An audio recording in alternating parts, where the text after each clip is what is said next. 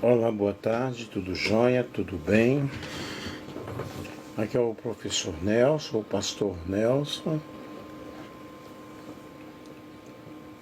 Nos vamos para a nossa live, segunda live da tarde.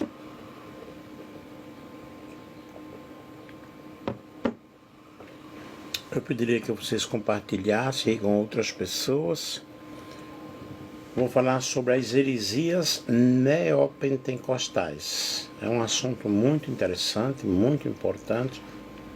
Fique bem ligadinho aí. Neopentecostais são membros de um movimento religioso cristão que surgiu na metade dos anos 1970, como uma vertente renovada e adaptada do pentecostalismo tradicional. Esse movimento é conhecido como a terceira onda do pentecostalismo, marcado por um enfoque forte na experiência espiritual dos dons do Espírito Santo, como fala em línguas, que é a glossolalia, curas milagrosas, profecias e uma intensa batalha espiritual que envolve a luta constante entre Deus e o diabo. Os neopentecostais também são caracterizados por práticas místicas e rituais não bíblicos, como o uso de objetos ungidos, água ungida, água abençoada, rituais de proteção, considerados por muitos críticos como distorções e misturas com elementos pagãos. Eles promovem uma teologia da prosperidade, na qual a bênção financeira e a saúde são vistas como sinais da fé verdadeira e da aliança com Deus. Esse movimento é conhecido por uma organização empresarial, intensa pregação sobre guerra espiritual e influência crescente na mídia e na política contemporânea. Além disso, os neopentecostais tendem a flexibilizar normas tradicionais de santos e vestuário para maior adaptação social, promovendo um cristianismo mais pragmático, mas também são criticados por uma fé muitas vezes reduzida a experiências emocionais superficiais e por uma divisão rígida dos fiéis entre santarrões e pecaminosos, baseada em comportamentos e medos espirituais, mais do que um verdadeiro amadurecimento moral e espiritual. Vejamos aí o surgimento do neopentecostalismo no Brasil. O neopentecostalismo surgiu no Brasil no final dos anos 1970, principalmente com o aparecimento da Igreja Universal do Reino de Deus, fundada por Edir Macedo.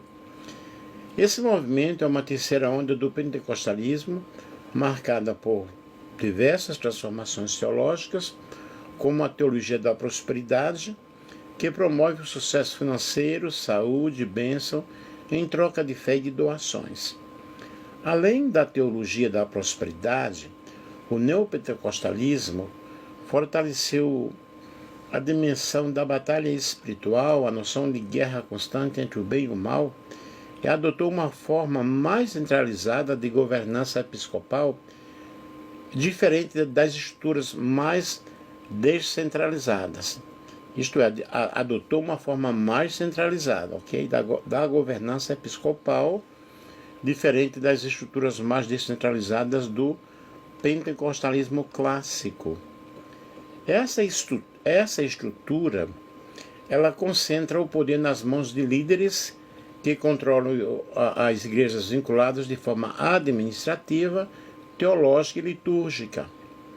O neopentecostalismo também ampliou sua influência social e política, com maior participação dos fiéis em campanhas eleitorais e apoios a candidatos, marcando uma mudança do distanciamento tradicional do pentecostalismo clássico em relação à política. O movimento também incorporou características mais pragmáticas, com cultos e liturgias mais dinâmicos e emotivos, buscando maior impacto ao público. Esses fatores, junto com a influência dos movimentos evangélicos carismáticos dos Estados Unidos, contribuíram bastante para o crescimento acelerado e para a consolidação do neopentecostalismo no Brasil desde então. As heresias neopentecostais são caracterizadas por diversas distorções doutrinárias e práticas que afastam da fé cristã bíblica tradicional. Entre as principais críticas destacam-se a superficialidade espiritual com ênfase exagerada em liturgias superenvolventes, curas, exorcismos e manifestações carismáticas, mas com pouco aprofundamento nas escrituras e no fruto do Espírito. Uso indevido das escrituras, com alegorização e interpretação fora de contexto para sustentar ensinos sem base sólida. Forte foco na prosperidade material, saúde e satisfação pessoal, às vezes em detrimento da pregação do Evangelho genuíno, perdão dos pecados e vida eterna. Dualismo maniqueísta ao atribuir poderes equivalentes a Deus e ao diabo, promovendo uma visão conflitante e desequilibrada da espiritualidade. Também o sincretismo religioso, misturando práticas e crenças de outras religiões, umbanda, espiritismo, esoterismo, com o cristianismo. A ausência das principais doutrinas cristãs tradicionais, como salvação pela graça, arrependimento e juízo final, sendo substituídas por um evangelho hedonista ou uma teologia de autoajuda. Tendência ao legalismo rígido ou ao liberalismo ético com pouco equilíbrio.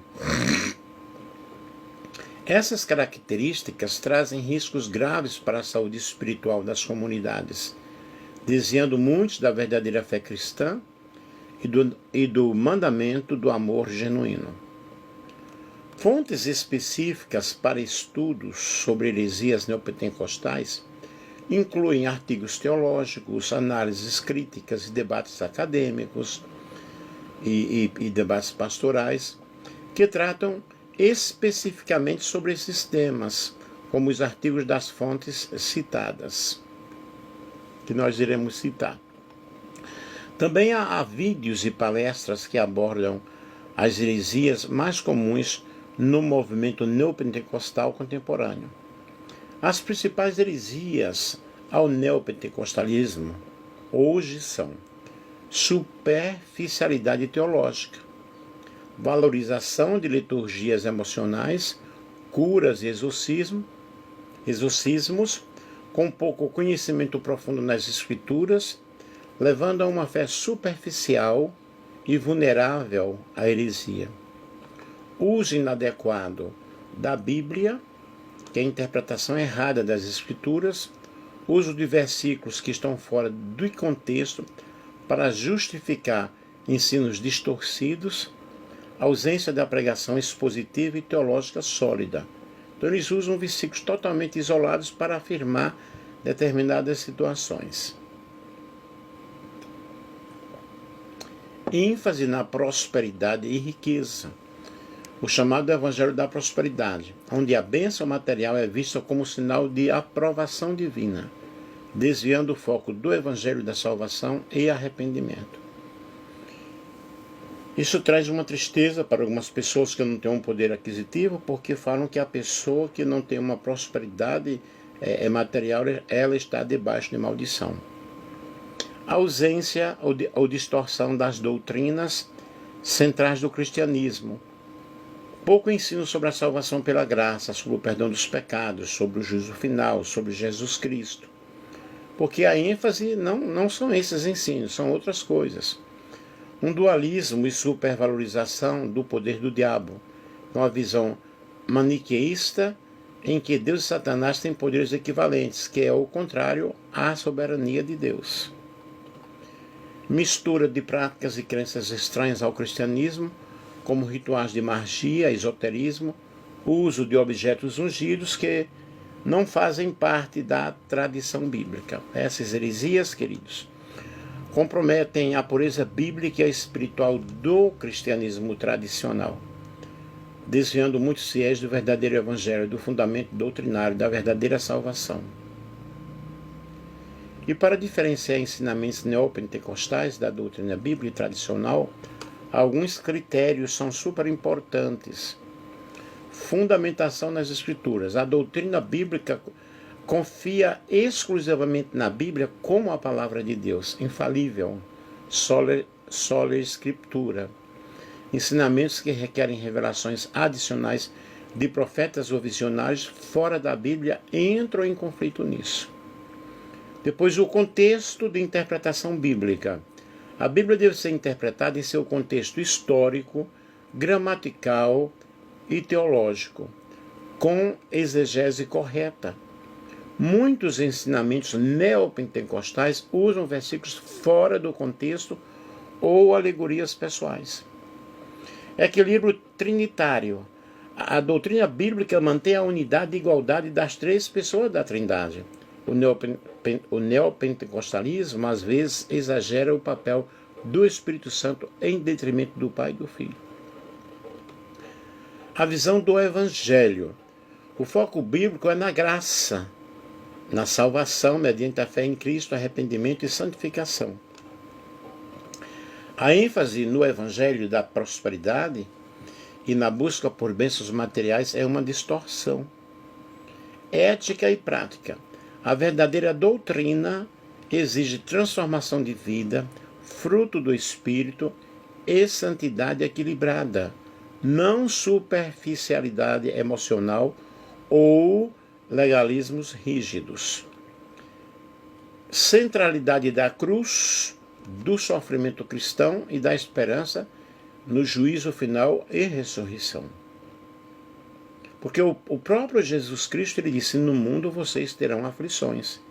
Tende bom ânimo, eu venci o mundo. Portanto, deve-se sempre comparar ensinamentos com a Bíblia séria, buscar o equilíbrio teológico histórico, valorizar a exegese e exigir coerência moral e espiritual para identificar se o ensino é bíblico ou é um ensino neopentecostal distorcido. Aí nós temos aí a confissão positiva. A linguagem de confissão positiva em pregações pode ser identificada por algumas características específicas, que são declarações feitas como se a palavra falada tivesse o poder criador para manifestar bênçãos, cura, prosperidade ou vitória, independentemente das circunstâncias reais. Confessar que tem aquilo que deseja para que isso aconteça. Eu recebo a minha casa. Eu recebo a minha cura. Declaro que estou curado. Gente, nós temos que lutar, nós temos que batalhar. Cristo cura na realidade, os dons estão presentes. Porém, não dessa maneira. Ensinamento que enfatiza que a fé consiste em declarar em voz alta a conquista ou bênção, mesmo antes de vê-la concretizada. Uso frequente da expressão em nome de Jesus como fórmula mística que ativa milagres ou realiza desejos. Negação ou minimização das dificuldades, sofrimentos e provas, colocando o foco exclusivo em prosperidade, saúde, sucesso e bens materiais.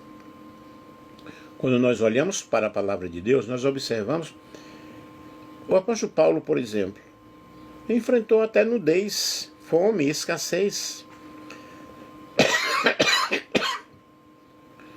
Os profetas, o próprio Jesus, a Bíblia diz que ele não tinha onde reclinar a cabeça. Interpretação de que não se obtém a bênção desejada é por falta de fé ou confissão correta. Eu uma vez quase entrei em parafuso pensando essas coisas negativas. Forte ligação com a teologia da prosperidade e pensamento positivo aplicado à fé cristã.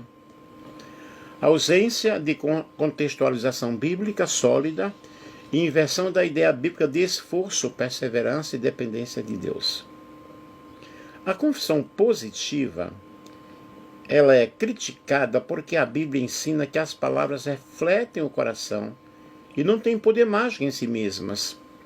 A verdadeira fé se expressa na humildade, submissão à vontade de Deus e não em dar ordens a Deus pela fala. A paz do Senhor, querido. Portanto, quando a pregação enfatiza a repetição de palavras como fórmula para obter a bênção e retira o foco na soberania divina e no sofrimento cristão, está usando linguagem própria da confissão positiva. Porque a vida cristã, ela é uma vida de sofrimento. É uma vida de luta, é uma vida de batalha. Alguns exemplos documentados de práticas neopentecostais controversas são a doutrina da teologia da prosperidade, que prega a riqueza financeira e material como resultado da fé, do dízimo e das doações, prometendo a cura e proteção contra maldições em troca de contribuições. É a barganha da fé, aquilo que eu fiz alguns dias atrás falando sobre a barganha da fé, a mercadologia da fé.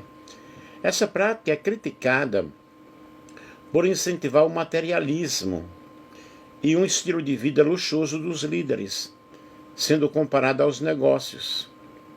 A teologia da prosperidade se espalhou entre os fiéis principalmente por meio de uma eficiente divulgação feita por pregadores e igrejas neopentecostais, com o uso do rádio, da televisão e, mais recentemente, internet e as mídias sociais. Esse movimento surgiu nos Estados Unidos e se disseminou rapidamente para outros países, incluindo o Brasil, principalmente a partir da década de 1970 e 1980. A proposta central que atraiu muitos fiéis, especialmente das classes média e baixa, é que a fé, as palavras positivas e as doações financeiras, ou semeadura, entre aspas, garantem bênçãos materiais, saúde e sucesso. E essa ideia foi amplificada pelo televangelismo e pelo marketing religioso com livros, fitas e eventos em massa, alcançando grande público e em áreas urbanas e pobres que buscavam soluções práticas para a pobreza e para o sofrimento. O sentimento de troca, dar em troca de receber bênçãos e a promessa de segurança financeira tornaram essa teologia especialmente atrativa em contextos de vulnerabilidade econômica e social. Com o tempo, a teologia da prosperidade se tornou um fenômeno global dentro do pentecostalismo, associado a um evangelho pragmático que valoriza o sucesso pessoal e material como sinais de verdadeira fé. O uso de objetos simbólicos e práticos místicos e práticas místicas, como rosas ungidas, copos com água, medalhas, lenços, réplicas da aliança, da Arca da Aliança, água do Jordão, azeite para unção, que se assemelham a rituais pagãos e sem respaldo bíblico. Hoje eu estava ouvindo e vendo um vídeo de alguém falando que se não tem água podia colocar até o uísque em cima do rádio para depois tomar. Que heresia, que aberração, que loucura.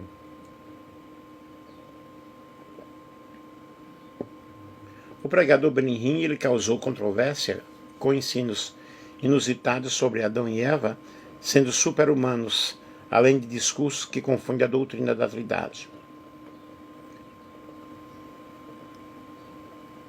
Aí existem igrejas grandiosas, né? Grandiosas entre aspas, e outras igrejas do mesmo ramo que enfatizam fortemente a prosperidade financeira com práticas como o dízimo obrigatório e arrecadações insistentes. Casos documentados de mortes relacionadas à fé, em que seguidores foram aconselhados a não buscar tratamento médico, resultando em fatalidades, como o caso do menino Nelson Marta em Portugal, associado à Igreja Maná, que pregam contra a medicação. Rejeição de elementos culturais como samba e outras expressões culturais ligadas às religiões afro-brasileiras, consideradas pelos neopentecostalismo como culto do demônio, levando a rupturas na cultura popular.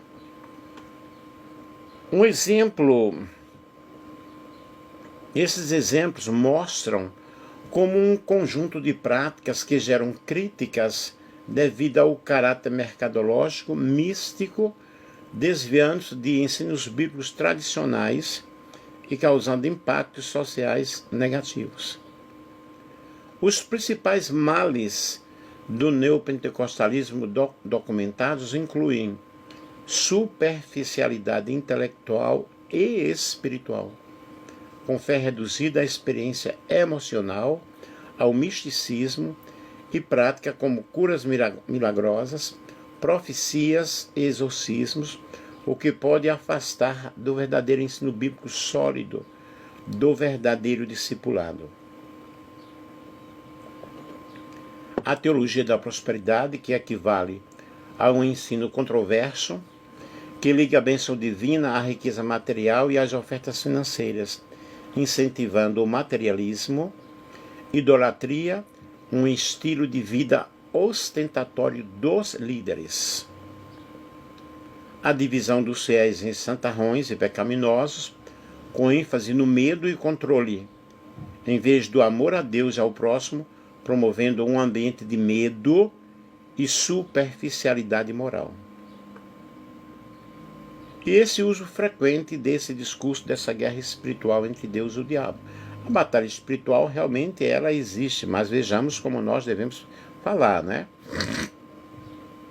Práticas de servidão voluntária e submissão extremada ao líder religioso, gerando dependência psicológica e social. Que a pessoa endeusa aquele líder, né? Influência na cultura, na política e na cultura, que pode criar obstruções ao diálogo democrático e à justiça social, promovendo individualismo financeiro e influência política conservadora radical. Esses males, eles provocam impactos negativos no plano espiritual, psicológico, social e político, distorcendo a mensagem cristã tradicional e levando à crise soteriológica e um cristianismo fragilizado intelectual e moralmente. E a teologia da prosperidade afeta comunidades pobres de várias formas negativas. Explora a vulnerabilidade dessas comunidades ao promover que a fé e as doações financeiras resultarão em riquezas e saúde, vendendo esperança às pessoas que vivem na pobreza, no desemprego e em dificuldades sociais. Isso leva muitos a doarem o pouco que têm na esperança de milagres sem resultados concretos.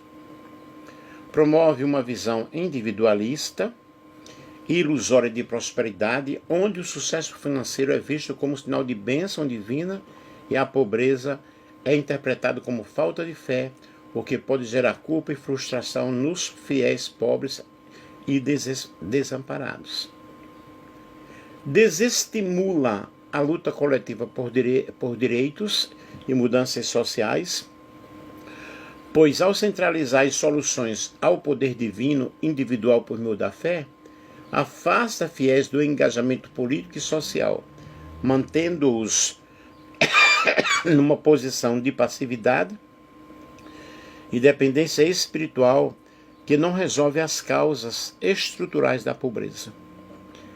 Facilita o enriquecimento de líderes religiosos em contraste com a miséria dos membros, aumentando disparidades sociais dentro da comunidade religiosa, o que pode gerar desconfiança e sentimento de exploração. Contribui para uma abordagem que mascara as reais causas econômicas e sociais da pobreza, ao focar em soluções milagrosas e espirituais, dificultando a construção de políticas públicas eficazes e a mobilização social para a justiça econômica. Portanto, a teologia da prosperidade em comunidades pobres traz impactos que vão além da fé, afetando a dinâmica social, econômica e política dessas populações, potencialmente perpetuando ciclos de pobreza e exclusão. E aqui estão algumas referências acadêmicas e artigos que abordam o neopentecostalismo, suas controvérsias, teologia da prosperidade e impactos sociais. Estudos sobre as relações entre neopentecostalismo e religiões afro-brasileiras, sistema teológico e doutrinário do pentecostalismo no Brasil, difusão e práticas, 2007, Silva VG. Almeida Júnior, Jair de Almeida Júnior. Análise comparativa entre o neopentecostalismo e messianismo no Brasil, e ressaltando aspectos religiosos e sociais da fé. Melo Neto, G.A.R. Melo Neto, Estudos Psicanalíticos do Neopentecostalismo, abordando funções terapêuticas, papel do dinheiro, relação fiel a Deus e dinâmica do movimento, 2010. G.A.H.B. Antônio, Fenômenos Pentecostais Brasileiro e a Teologia da Prosperidade no Contexto da Modernidade e seus Dilemas Sociais, 2014. Artigos sobre o impacto político e social do neopentecostalismo no Brasil, discussão sobre identidades religiosas e políticas conservadoras no Brasil no século XIX. Nayara dos Santos Abreu, estudo das representações do dinheiro no neopentecostalismo, suas práticas financeiras e impacto na fé, 2024. Principal estudo de referência geral sobre pentecostalismos no Brasil, incluindo neopentecostalismos e presenças midiáticas, 2022. Então, essas fontes aí citadas, essas fontes contêm análises críticas, dados históricos e sociais que fundamentam os debates sobre as heresias, males e impactos sociais do neopentecostalismo no Brasil e outros contextos. Portanto, pessoal, fiz um apanhado, fiz uma pesquisa, ok? Eu não estou falando nada da minha cabeça, mas também de algumas vivências. O título do nosso trabalho aqui foi As Heresias Pentecostais, e eu já passei até um período em que eu coloquei na minha cabeça, eu devo estar com alguma maldição, porque eu não saio dessa situação.